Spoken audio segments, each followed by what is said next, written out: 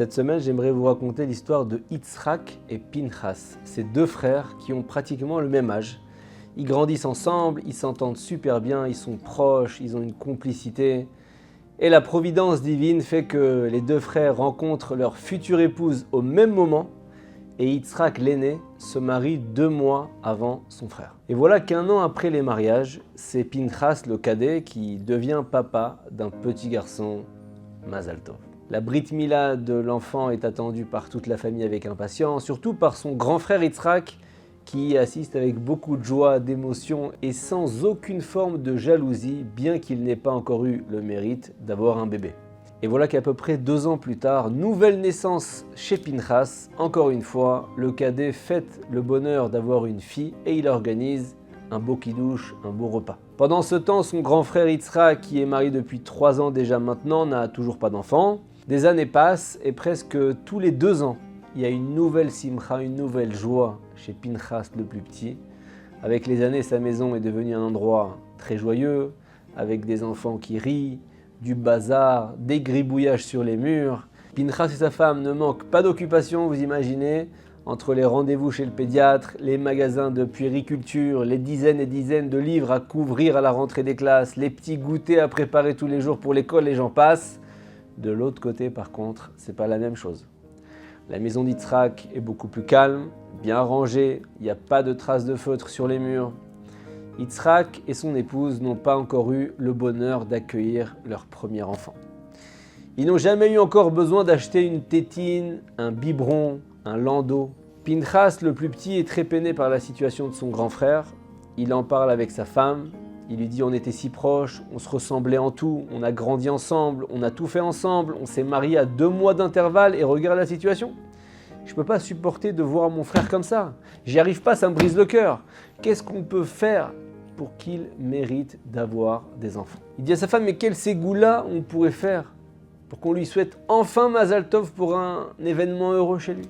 La discussion débouche sur quelques idées, mais les années passent, rien n'y fait, rien ne change. La maison de Pinchas est pleine d'enfants et celle d'Yitzhak continue silencieusement, attendant sa première naissance. Yitzhak et sa femme n'attendent pas les bras croisés, ils voient des médecins, ils font des examens, ils essayent des traitements, mais rien ne fonctionne.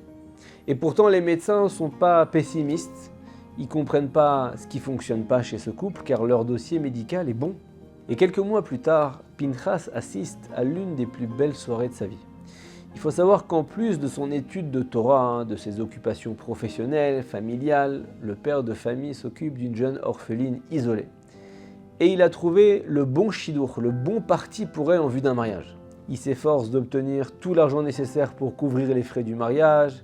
J'ai pas besoin de vous raconter les efforts énormes qu'il a dû déployer pour réunir les fonds et organiser le mariage jusqu'à qu'il atteigne cette joie intense, celle de voir la Kala, la Marie orpheline dont il s'est occupé, se tenir sous la choupa pour son mariage.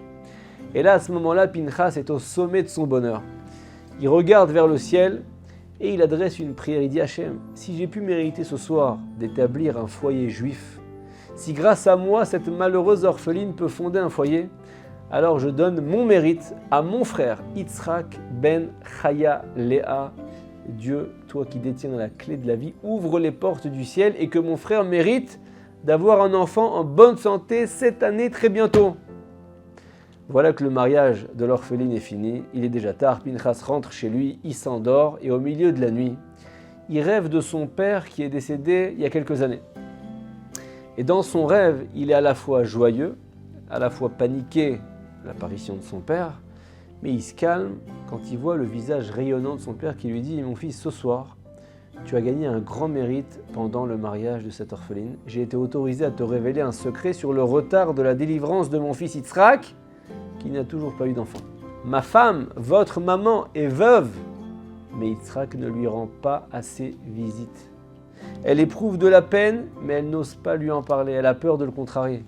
Cette peine que votre mère essaye de réprouver tant bien que mal, scelle bien malgré elle les portes du ciel pour son fils. Et il manque à ton frère le mérite du kiboud horim, du respect des parents pour que les prières et les mérites pour sa descendance s'exaucent. Pinchas, mon fils, va dire à Yitzhak, ton frère, que s'il veut des enfants, il devrait commencer à rendre visite à sa mère un peu plus souvent. Pinchas se réveille en sursaut, il transpire, il tremble avec ce rêve effrayant, cette vision de son père. C'est assez réaliste, bien qu'on ne sache pas un rêve à chaque fois si ça l'est ou pas. Il n'arrive même pas à trouver le sommeil, il ne tient plus en place, il décide d'appeler son frère en plein milieu de la nuit. Il prend le risque de le réveiller pour lui raconter ce rêve, parce que ça le concerne. Mais à ce moment précis, en pleine nuit, son téléphone sonne et c'est Yitzhak qui l'appelle.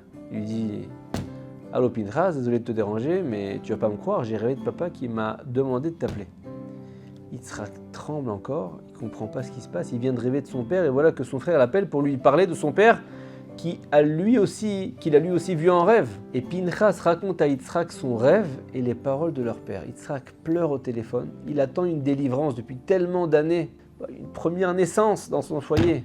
Et tout ça serait lié au commandement du respect des parents. Mais il y a quelque chose qu'il ne comprend pas. Il dit à Pinchas, il dit « Mais quand même, ça ne tient pas debout cette histoire. Je rends visite à maman chaque Shabbat. Je refuse toutes les invitations qu'on reçoit pour ne pas laisser maman seule tout le Shabbat. La semaine, j'ai pas une seconde pour moi avec les cours quotidiens que je donne. Je suis sans cesse occupé à diffuser la Torah. » Pinchas écoute son frère et il lui dit « Mais visiblement, si on part du principe que ce rêve a une base de vérité, ce que tu fais n'est pas suffisant. Et si tu essayes d'aller voir peut-être maman une fois en plus dans la semaine ?» Yitzhak prend le sujet au sérieux et dès le lendemain, après cette nuit un peu bizarre, il rend une visite surprise à sa mère. Ça lui fait bien sûr plaisir. Cette visite devient ensuite une habitude en plus du Shabbat.